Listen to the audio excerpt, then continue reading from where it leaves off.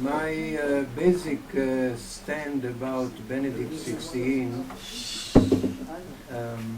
is slightly different from the general approach of the Israeli press, but this is not new. I am always against something. So it seems to me that when we compare, and this is what is done by the press generally, when we compare late John Paul II and Benedict XVI, the comparison is generally strongly in favor of John Paul II.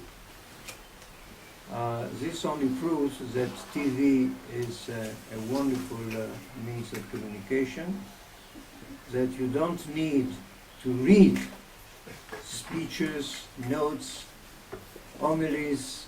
You just have to look on TV and that's enough. Your mind is made up. He is nice, he is popular, he is going around among millions of persons, therefore he is good for Jews. Naturally, I beg to differ. I think that John Paul II had, one, initiated the process that Ratzinger is now continuing of taking distance from Council Vatican II, and therefore taking distance for whatever minor change happened in history in 2000 years of making things a little bit better for the Jews in the eyes of the Church. Remind you, Nostra Aetate did not absolve the Jews of the crime of deicide, as every newspaper is writing twice a day, not reading Nostra Aetate naturally.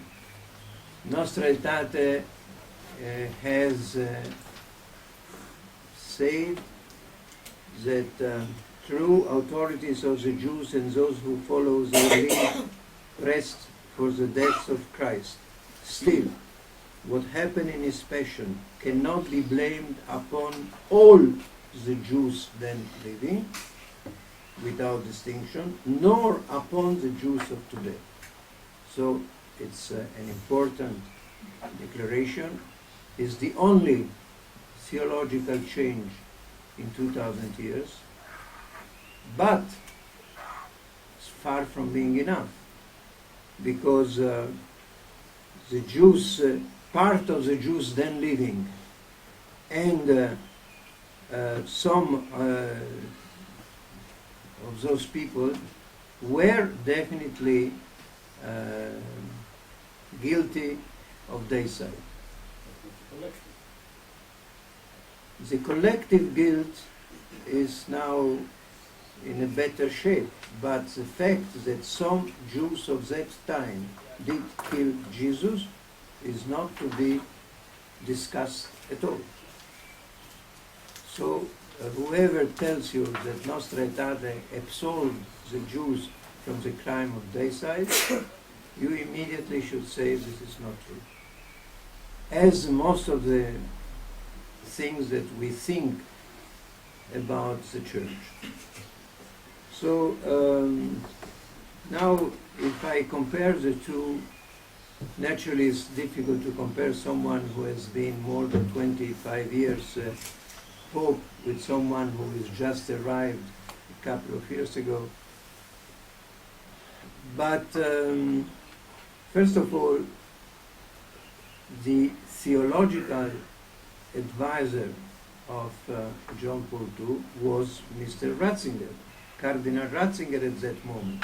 So you cannot find a really big difference between the two.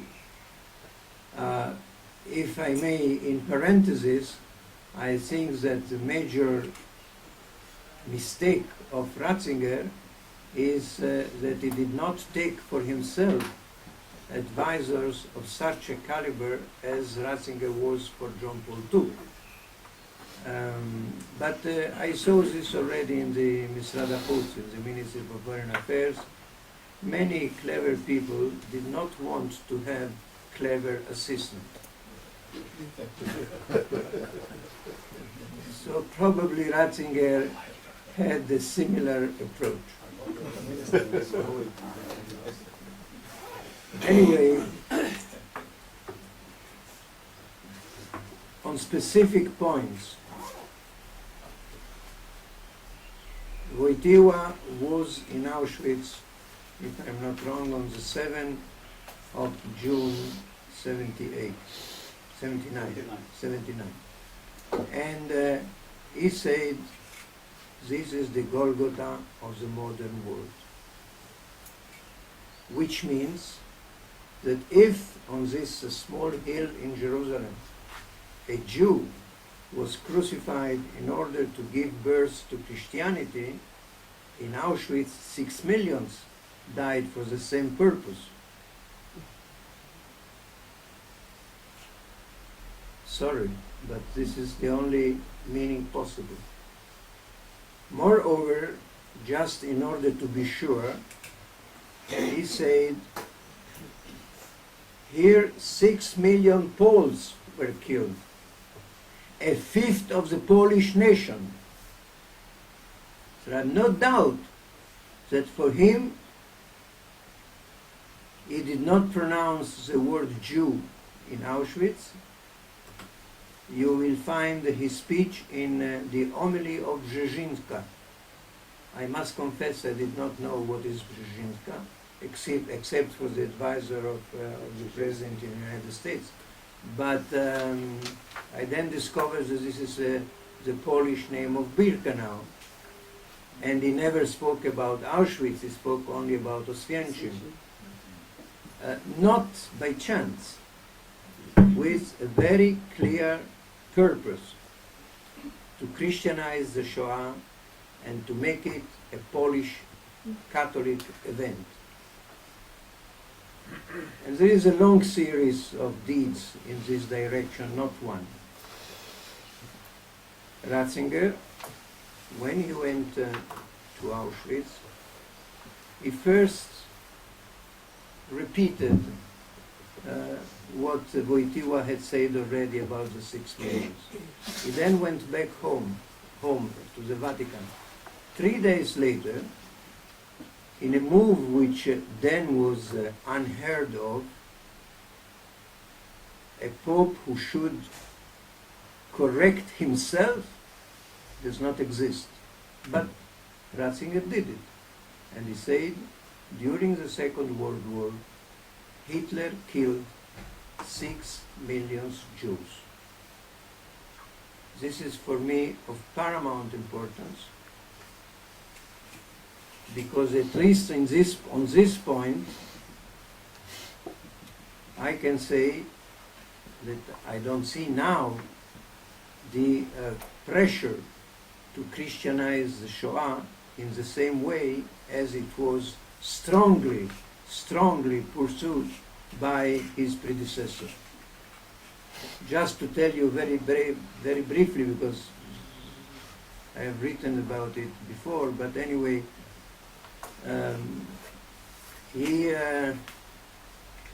when he was still Archbishop of Krakow, Wojtyła came to Rome for the beatification of Maximilian Kolbe. And he said, just like in the times before, whenever a martyr was killed, on this same place we built a church, a monastery, an altar. So we should do in Auschwitz. Words of Wojtyła, Archbishop Wojtyła, in Rome, in the Vatican. He even distributed ashes from Auschwitz, which is outrageous, with which right he had to take and to distribute ashes from Auschwitz to the bishop present at the beatification ceremony in Rome. He then also tried to confuse the minds of people, making it possible for a Jew who converted to Christianity to stay a Jew, which is a maneuver that the Catholic Church is doing until now in every occasion possible. This was the case for the Cardinal Lustiger. Everyone was so fond of him, so nice, such a wonderful man. Curious a little bit that he should say that he still is a Jew when he is officially a cardinal of the church. But he also added, he fulfills his Judaism in Christianity, which is exactly the theology of Catholicism. And if we don't understand that this is just like the amoeba trying to eat his prey, while first of all embracing him and then eating it from the inside, this is exactly the same approach, then we don't understand what the church wants. We had then the case of Brother Daniel Rufhausen. We have the case of Edith Stein. Edith Stein was beatified. Okay. She was killed in Auschwitz because she was born a Jew. She was beatified because she became a Christian. So far, so good. But he said she died as a noble daughter of her people, the Jewish people. While at the same time she was Suor Teresa della Croce, Sister Teresa of the Cross. I mean, this is crazy. And the Jews saying wonderful, wonderful, wonderful, because he appeared on TV, and this closed all the debates. That is very, if I may interrupt, with Edith Stein, very clearly, I myself didn't attend the beatification on purpose, and I let them know the reason, and we had a very, very clear opinion about that. What he had said about the beatification of Edith Stein. I am glad to hear it, because the general mood in the Israeli Foreign Office is to be very fond of the ruling pontiff. So if there are exceptions, I'm glad about it. Anyway, but everybody says, yes, you may be right, but John Paul II put a wonderful prayer in the Kotel. So again, this is not true. Not because Minerbi says so. Not because you did not see on TV how he was putting a piece of paper in the wall, but because what was written and nobody read. No journalist, of the 1,000 journalists going around, no one cared to read what was written on the Petek. And what was written was a wonderful idea. I must say, if the Minister of Foreign Affairs had such brilliant ideas, we would be the first in the world. The idea was, on the 12th of March, in Rome, a prayer in 3 parts was said in front of the Pope. The prayer had the first part, saying that we ask forgiveness for what the Christians did to the Jews. Christians, Jews, clearly there.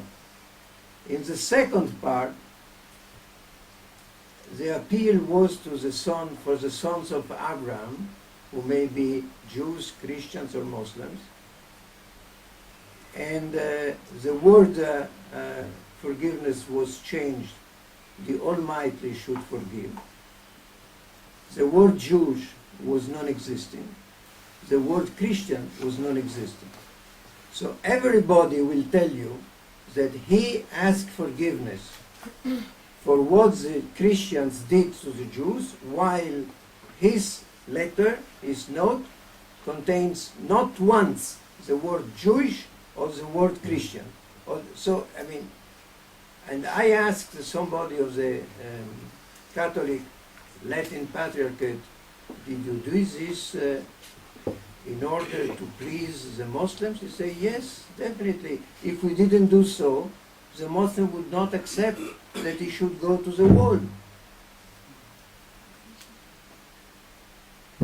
So we were an intelligent people.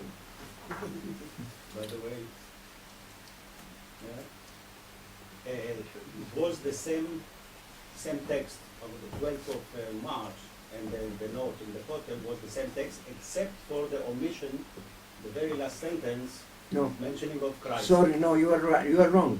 I'm not wrong. No, you are absolutely I wrong. have the copy of the Ambassador, note. you can read whatever you wish. I have the copy. No, I have the copy too. Okay. Official, with the official stempel of the Holy See. Not true. Not true, not true. We're going to publish. I'm sorry. I'm sorry. There are many things which I cannot do, like dance. But reading documents I still do. And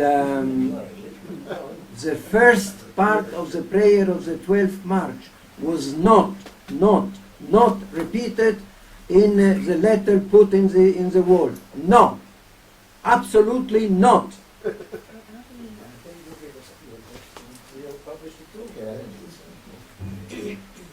It sounds like a silly question, but I assume that the takim that are put into the wall are there for the Almighty alone to see. No. How do we know what was No, written they on gave the us. painting? They gave us. You are perfectly right. You are perfectly right, according to the Jewish tradition.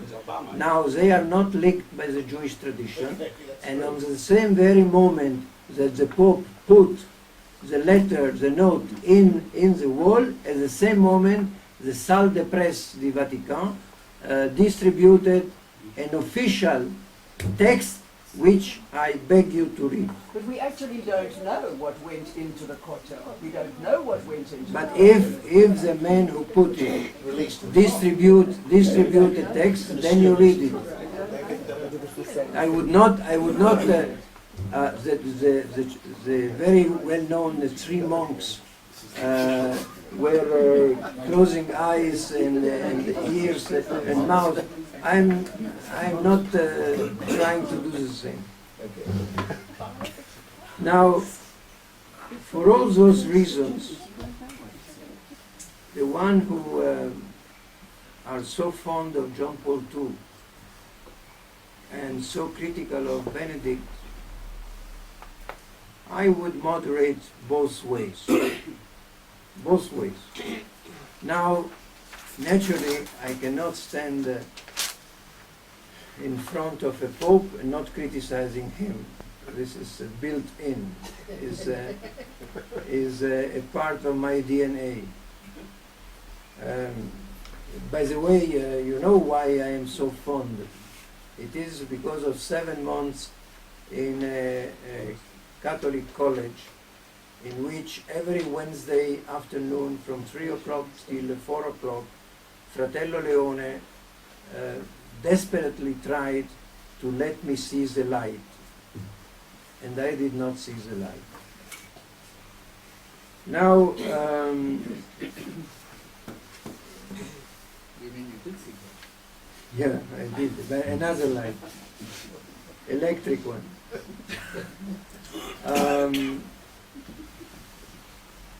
There was also the story of the convent in Auschwitz, which was then, at the very last minute, transferred 500 yards apart. Yeah, I was.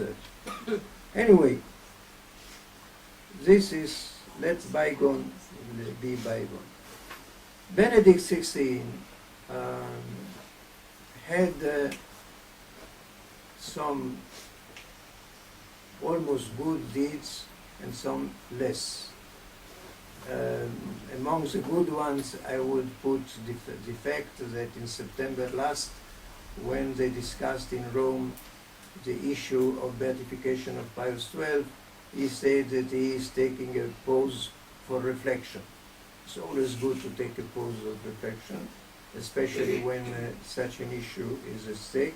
By the way, our ambassador went to the Vatican, not to the Vatican, in Rome, and he protested against the project of beatification. Where would we be today without this project? He wanted mainly, one, to go back to ancient traditional customs of the Church, he, Benedict XVI, and two, work for the unity of the Church. Now, as you know, he has no children. And this is a very severe handicap, We don't know. because not having children, Mongolia, you don't know internet. And he had to admit that had he known internet, he would know what Bishop Williamson was saying. But poor guy, his children are non-existing. So this is a consequence. Now, he was in a very sensitive position, not because the Jews are so important. I'm sorry to tell you, not because of this, but everyone understood that the whole Council Vatican II is in danger. This is a clear step against the Council. The Bishop Lefebvre started the revolt against the Council, and not only started, he made 4 bishops, and for the fact of being ordained by someone who was not entitled, therefore the Catholic Church, even after the death of Lefebvre, excommunicated those who were 4 fellows. He wanted badly to take them back. And he made step after step what was necessary to do. First of all, since they objected to the fact that they cannot use the Missa Tridentina. Tridentina, by the way, is only because there is a town in Italy called Trento, where a big council was held, and therefore Tridentina means from Trento. And the Latin Missal, this was missing for them, and they wanted very badly the Missa Tridentina back. So before even trying to bring them back, first of all, he did his own job, which was to bring back the Missa Tridentina, which had been closed for many reasons. The Jews were a very small part of this package. The big part was that being said in Latin, most of the people today do not understand what is said. This may add to the mystery of the cult, but it also adds to not knowing what is going on. By the way, reintroducing the Missa Tridentina for those who wanted also abolished one other new reform of Paul VI, which was to read the Bible, the Ancient Testament, in a cycle of 3 years, the whole Bible. And so now those who go back to the Missa Tridentina will not read the Bible. The Missa Tridentina could be an internal affair of the church. I don't care very much if they pray in Latin, in Turkish, or even in Hebrew, as they do in Jerusalem. But the fact is that on Holy Friday, which is coming right now, before their Pesach, on Holy Friday, on the day on which, according to the Catholic Christian tradition, Jesus was crucified on the Golgotha, they have a special prayer which was before John 23 in favor of perfidy Judeos. Perfidy, they tell us in Latin, means someone who is not according to the faith, Bodamaisa. Perfidy in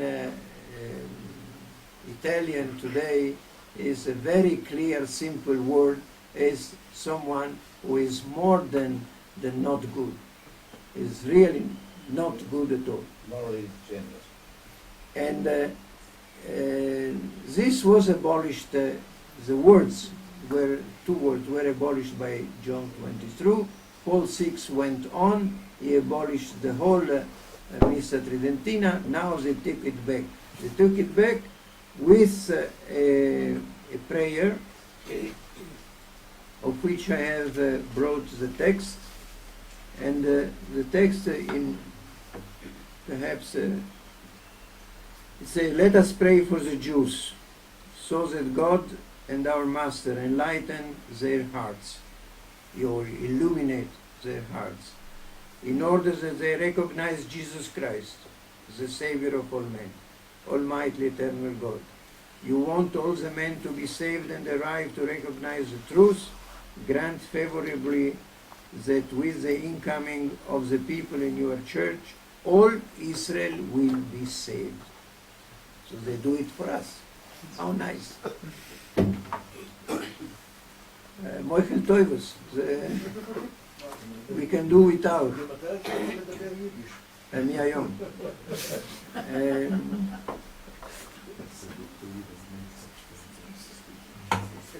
So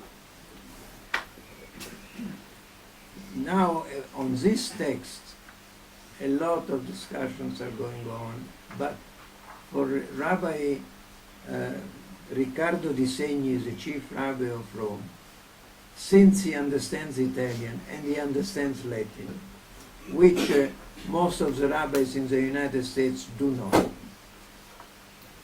It's a fact. He understood immediately there is no way to go on with the dialogue in these conditions. And he said so. And he acted in conformity. So, who am I to be above him? Not possible. But let us see what the position of Ratzinger, the cardinal, was before he became Pope. I was saying before to Ambassador here that I had the chance of being received by Ratzinger for 33 minutes in the 2003. And it was really, you say the German, a German, but an antipathic German, really unbearable. But okay. But I knew he will be Pope. How did I know?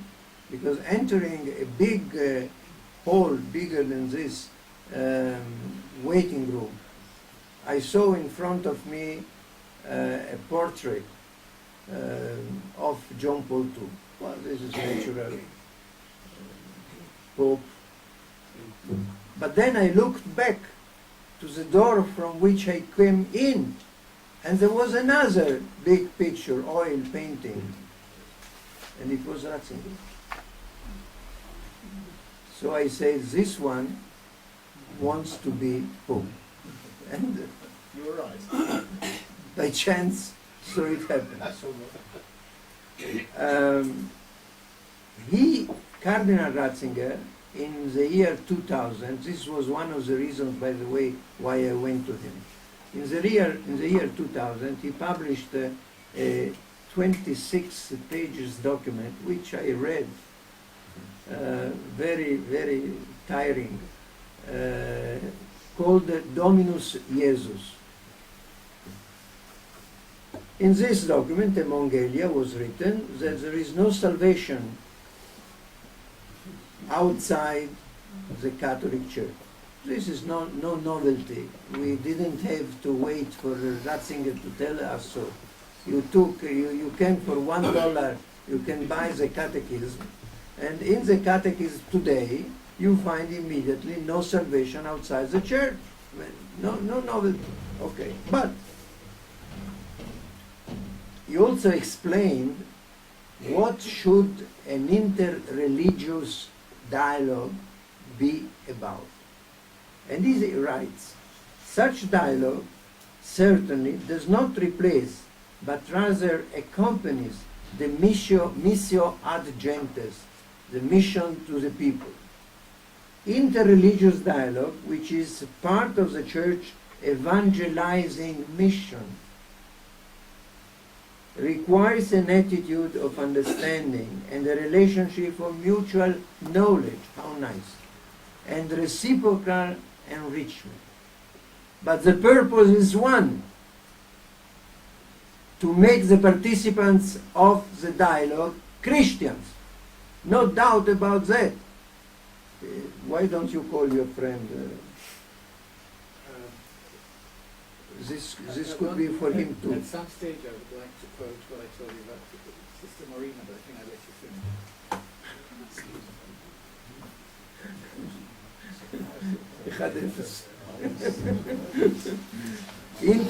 At the end of the sentence, this was at the beginning of the document, paragraph 2. At paragraph 24, at the end,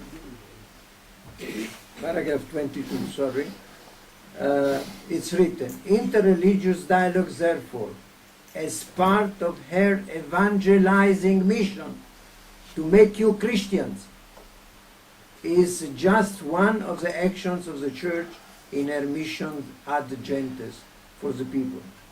The Church must primarily be committed to proclaiming to all people the truth revealed by the Lord and announcing the necessity of conversion to Jesus Christ, just in case you did not understand before. So there is no doubt in my mind what he wanted to do with the dialogue. And then there was somebody is reading, even in the United States, and there was a lot of noise, and Ratzinger was obliged on the 28th of December 2000, which means about 3 months later, to make a small correction. And he published an article in the Osservatore Romano, and I went to him about this article. If he is sanctified, all the Catholic researchers cannot say anymore a word against him. Finished. B, the Church, who has been, as we have seen, a victim, has a saint at the head of the Church at that time. Wonderful. So the rewriting of history is done before our eyes. I now, with your permission, since time is running, I'm jumping a little bit. The 4 bishops were readmitted. The Swedish TV published the next day an interview with Williamson, in which he said that perhaps 200,000, 300,000 Jews were killed in concentration camp, but definitely no one, not a single one, in gas chambers. We are used to such stupid arguments by Forisson, by other negationists, so we know already what he will say. Williamson did not retract his word until today. He was not asked to do it. Only if he wants to be a bishop of the Catholic Church, not only of the fraternity of Saint Pius X, only in this case he will have to retract. Otherwise, he did not retract until now, and he can live forever without retracting a word. And this when the Church itself has published a document which is far from perfect. I had a lot of criticism, but now I use it in the other way around.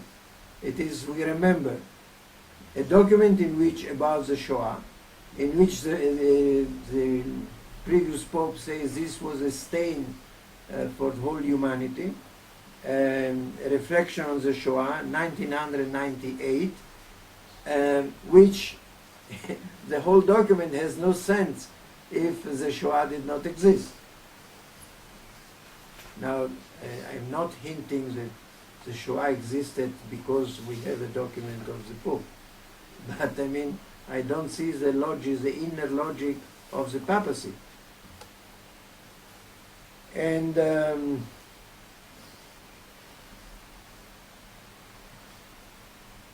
Secretariat of State, after 3 long weeks of discussions in all the world, with Angela Merkel intervening, with the Episcopal conference in Germany, in Austria, in Switzerland, everyone was shouting.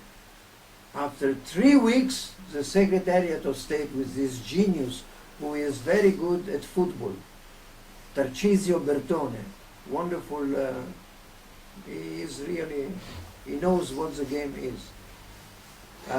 Tarcisio Bertone, but this is the only thing which I can tell about him, good, because otherwise he's stupid. And after 3 weeks, the Secretariat of State came out saying 3 points. The third one, the position of Monsignor Williamson on the Shoah are totally unacceptable and were refused by the Pope already in January 28. The Pope repeated his full solidarity with our brothers who received the first alliance and said that the Shoah remains for us a signal against forgetting, against negationism and reductionism, since violence against even only one human being is a violence against all of us. Thank you very much. This is the end of the story of Williamson and company for the time being. Now the Pope is coming. Where is he coming to? What do you mean? He's coming Holy to Land. Where? Holy Land. to the Holy Land. To the Holy Land. He is not coming to Israel. No. He is not coming to Israel. The word Israel in the whole official communique of the Holy See is not once mentioned. How was it in year 2000? The same.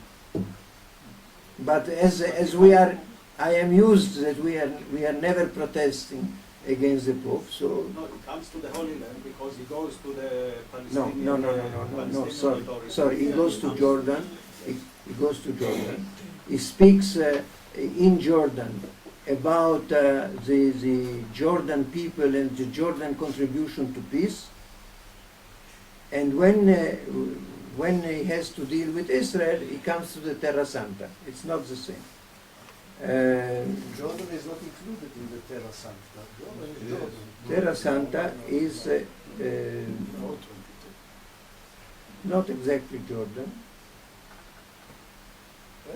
It's So it goes to Jordan, it is Terra It's Santa. Eretz Israel, Palestine, whatever you wish. Anyway, it's not the state of Israel. This is not the official denomination of the State of Israel. But he gains twice. Once because holy, who is holy? The Holy See.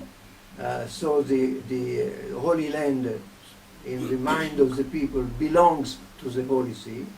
And twice he does not pronounce the word Israel, and so he is not immediately attacked by the Palestinian side. But I have studied the precedent visit of John Paul II. Most of the points which I criticize could be avoided if the Minister of Foreign Affairs would have intervened before, but evidently they didn't, or at least they didn't have any success. And this is repeating itself now. The Director General of the Ministry of Tourism, what he has to do with this? He has given a wonderful certificate of buona condotta, of good behavior to the Holy See, saying that the Holy See is contributing to the peace in the area. I mean, nonsense. Israeli government. So now we are waiting for his visit. I suppose that all the mistakes will be repeated, and perhaps new mistakes will be made. When in Yad Vashem he said that anti-Semitism is the result of a godless pagan regime, and he doesn't say one single word about the 2,000 years of teaching of contempt by the church. This is rewriting history with the applause of the local people.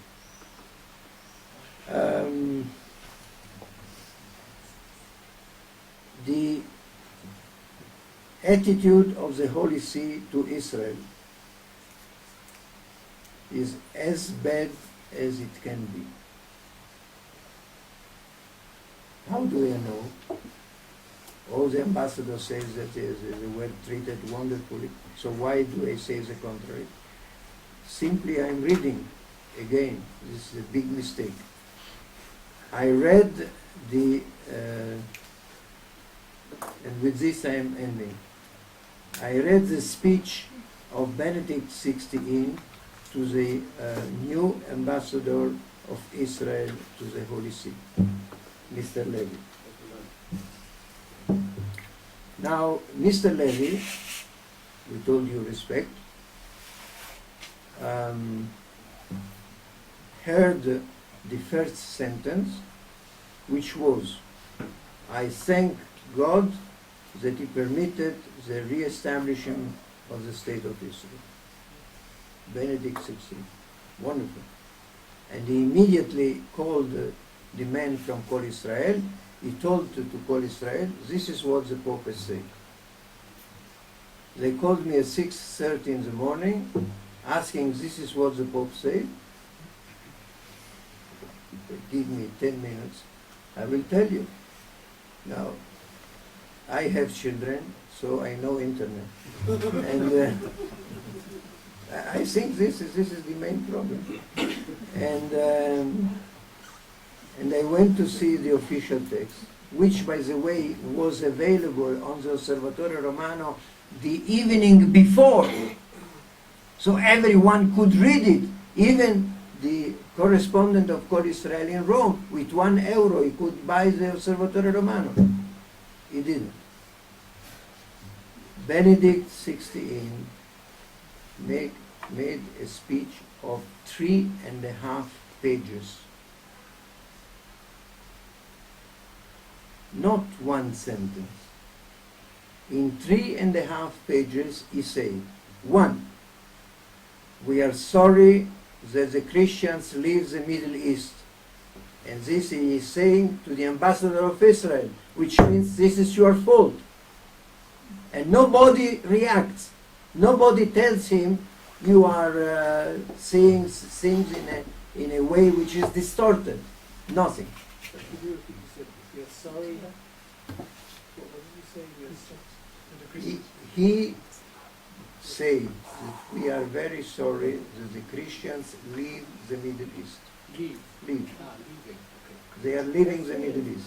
And this is a big problem for the church, for the churches, because from 500,000 Christians in Iraq, there are no more than 100,000 now. So the difference is very important. You used to exchange about this phenomenon on many occasions without any hint or connotation that it is. No, sir, sorry, sorry, the sir. blame No, of the- no, I'm sorry. No, Okay. this is your interpretation, not mine. If he says this to the ambassador of Tanzania, maybe not proper. But if he says this to the ambassador of Israel, it means this is your responsibility, and I can find you the exact text where this was said in so many words. 1. 2. The Palestinian issue worries us very much and has not been solved. We look for a just solution. The Americans say the same. Okay. 3, and this is the most terrible paragraph because he is right, and this I don't want him to be right. And he said, we are more than 10 years working at a fiscal agreement with the State of Israel. We were not able to have it. So on peanuts, on no money, on nothing, we are going against our promise, which was to end as soon as possible the fiscal agreement.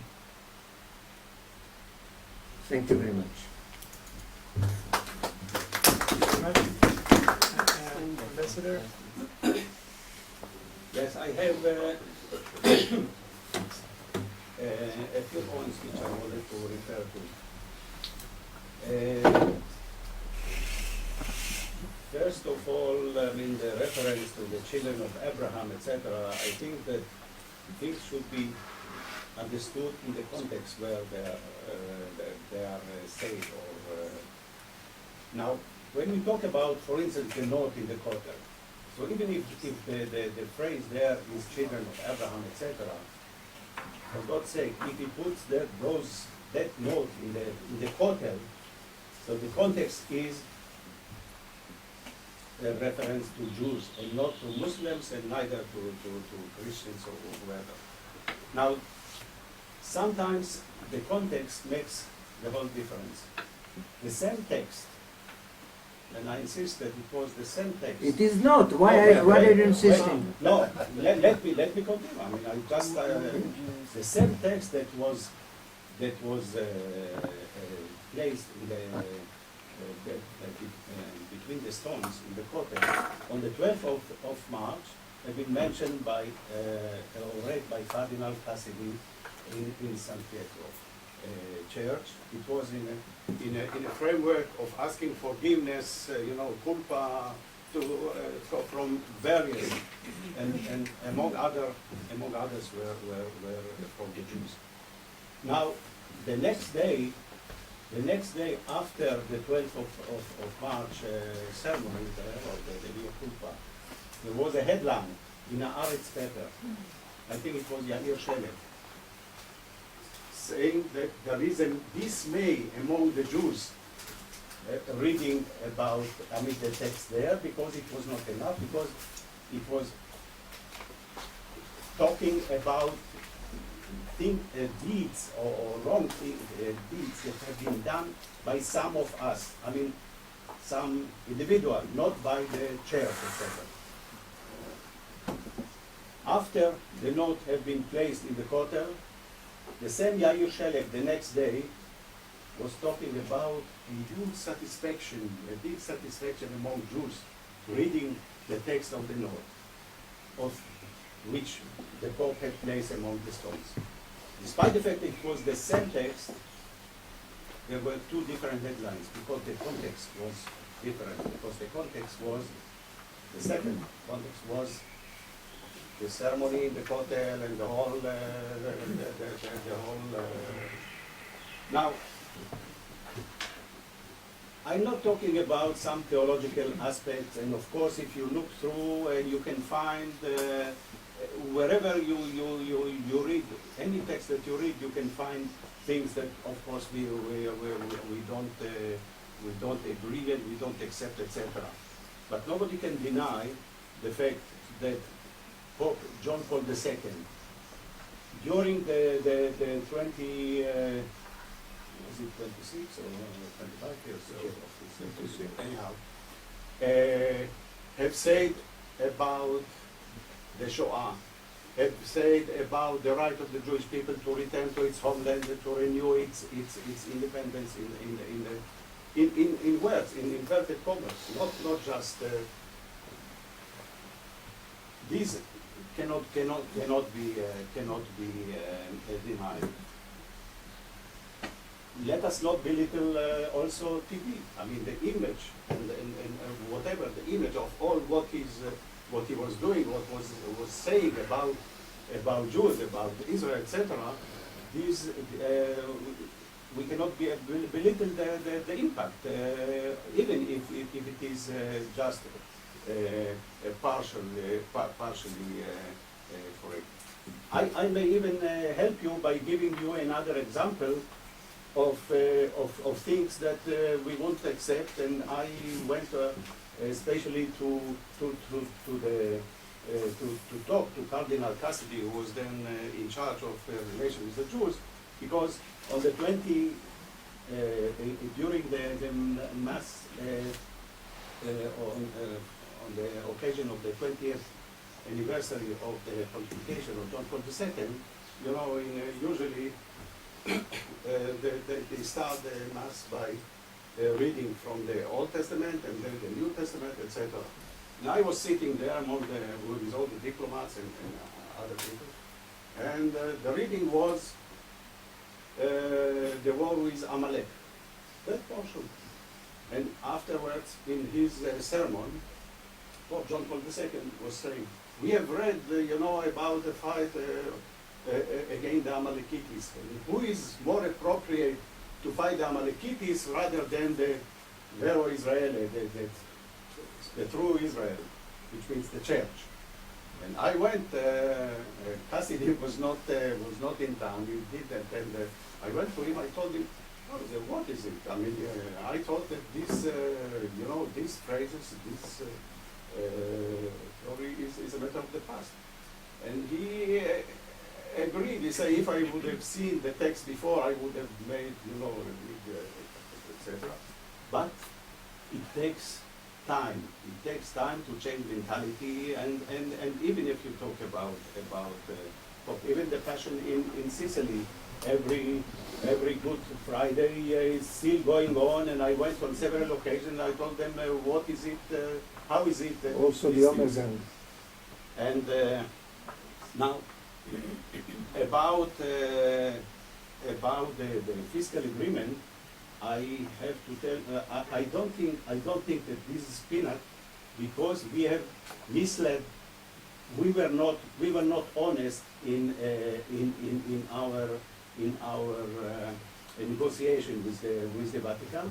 There was a fundamental agreement, and according to the fundamental agreement, we had to settle several. We had several promises towards the Vatican that we are undertake about the legal personality of the institutions, Catholic institutions in Israel, about fiscal, to negotiate about fiscal agreement, etc. This is important for them. We gave our word. I went on several occasions giving them, promise, yes, this is a matter of a few months, this is a matter of a year, this is a matter of 2 years, since 1994. Just count the number of years and say and tell us whether the time is not right for. Now, he is not. The Pope is not the head of the Rabbanut Rashi. He is the head of the Catholic Church. They have their own. We have to understand that having all the problems that they have, etc. And I can argue with them. I can argue and not agree on many aspects and many principles, etc. But you cannot just belittle or dismiss the huge contribution of John Paul II, even if you talk only about the image, but tremendous progress, a dramatic change that took place was thanks to his contribution. Nobody can deny it. Even if you start, trying to find the behind the words intention or theological reason, etc. I could continue on many other aspects, but I think this is enough. Shall we take more questions? 1 second, very shortly. One, I'm not ready to discuss about the note because it has been published. Please go and read it.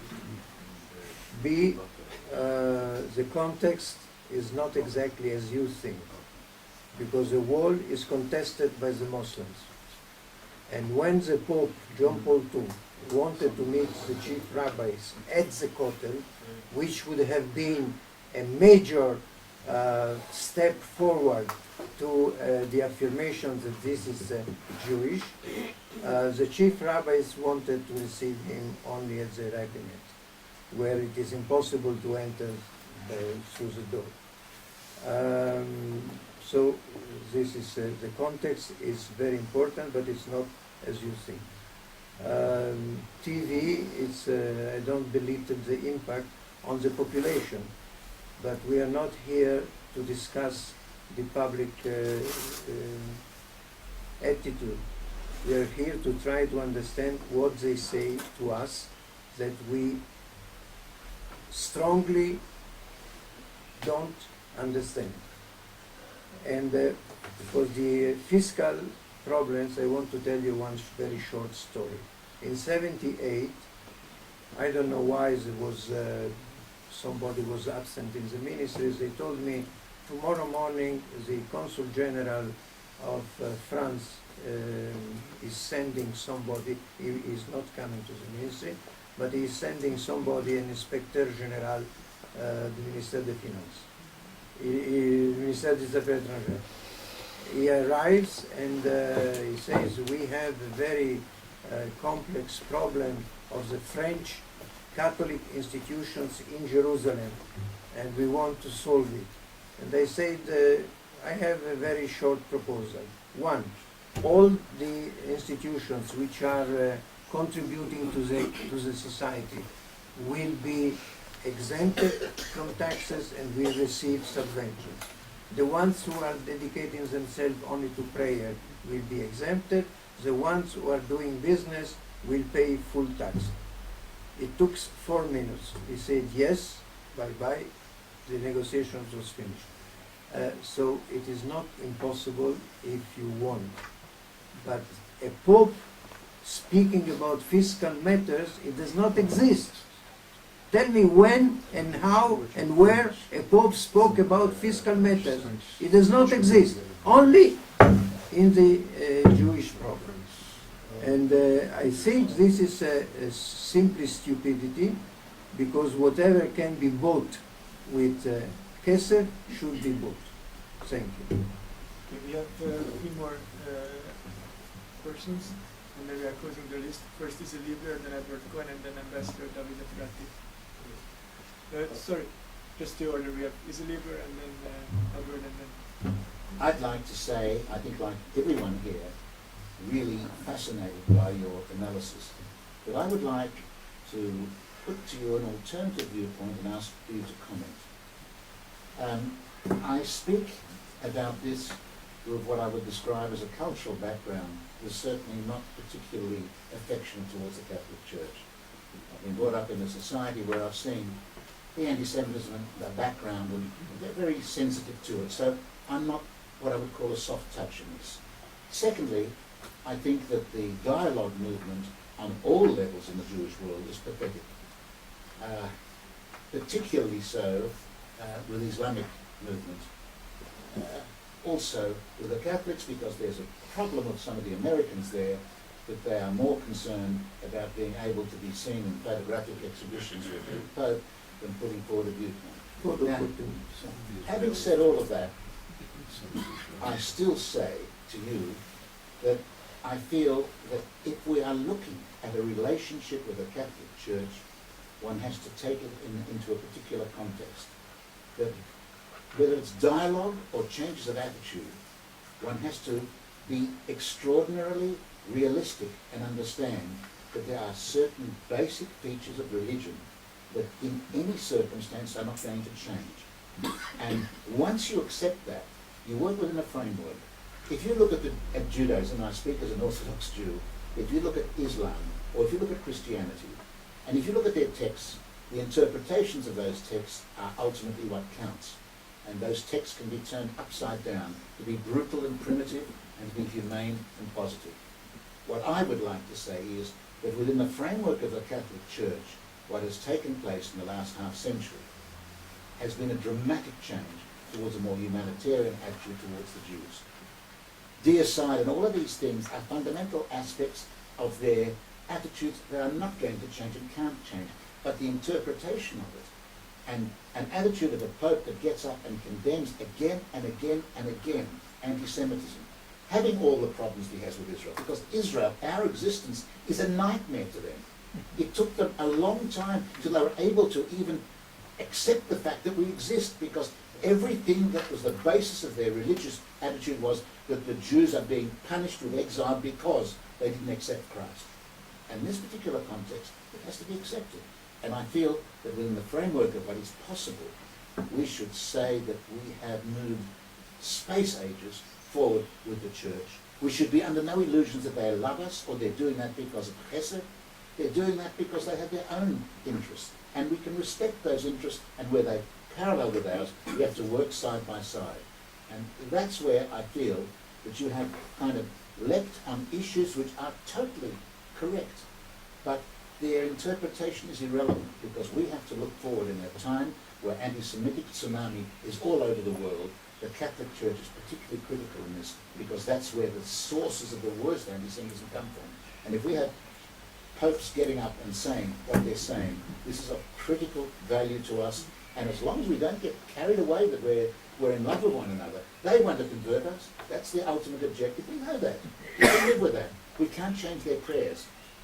Unfortunately, they're going backwards. I say, and I think Rabbi Soloveitchik was right when he said that dialogue is a great thing, but keep out of the theological areas, because you get yourself into theological areas, you'll get tied up and destroyed.